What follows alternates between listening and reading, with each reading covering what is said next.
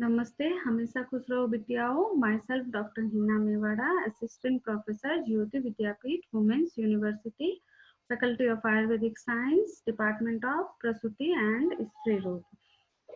So, in today's session, I'm going to discuss about cervical erosion. The cervical erosion is also called ectopy of cervix. It is a condition where the squamous epithelium of ectocervix is replaced by columnar epithelium, which is continuous with the endocervix. It is not an ulcer. See, this is the normal cervix. This is the external os, and this portion is the vaginal portion of the cervix or ectocervix. In the ectocervix, there is squamous epithelium. In case of ectopy, the columnar epithelium, which is found in endocervix, extend on the vaginal portion of cervix. So, red velvet-like and often raw-looking area with a grayish-type appearance on the outer surface of cervix is found. It is a benign condition. So, now what is the etiology of cervical erosion? Cervical erosion can occur congenitally at birth in about 1/3 of cases, and it persists for few days because of maternal estrogen present in the neonate, and it heals spontaneously when the maternal estrogen level is full in the body. Now the acquired causes are due to the hormonal change during pregnancy and while taking oral contraceptive pills, because in pregnancy and while taking OCPs there is high level of estrogen in the body. And the second one is infection, like cervicitis. Now what is the pathogenesis? The squamocolumnar junction is not static. Its movement either inward or outward depend on estrogen level. During pregnancy and while taking pills, there is high level of estrogen. In the influence of the estrogen, the squamocolumnar junction moves out, so columnar epithelium extend onto the vaginal portion of cervix and replace the squamous epithelium. During the process, squamous epithelium obstruct the mouth of gland. The secretion of glands pent up and the formation of retention cyst, which is called Nabothian cyst. See, this is the Nabothian cyst, which is found in cervical erosion due to the obstruction of the secretions of gland. Now, what is the symptom of cervical erosion? The most of cases are asymptomatic. When symptoms are present, then excessive mucoid discharge are found in normal cases of cervical erosion or physiological cases of cervical erosion.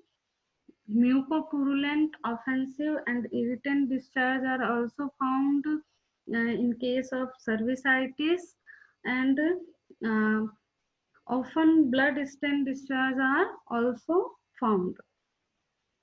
Contact bleeding especially during the coitus, and backache, pelvic pain, and infertility are associated when cervicitis is present. Now, what are the signs? In perispeculum, there is bright red area surrounding and extend beyond the external os into the ectocervix. See in this picture, this is the bright red area in the ectocervix.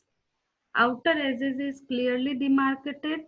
See, this is the outer area, outer edges.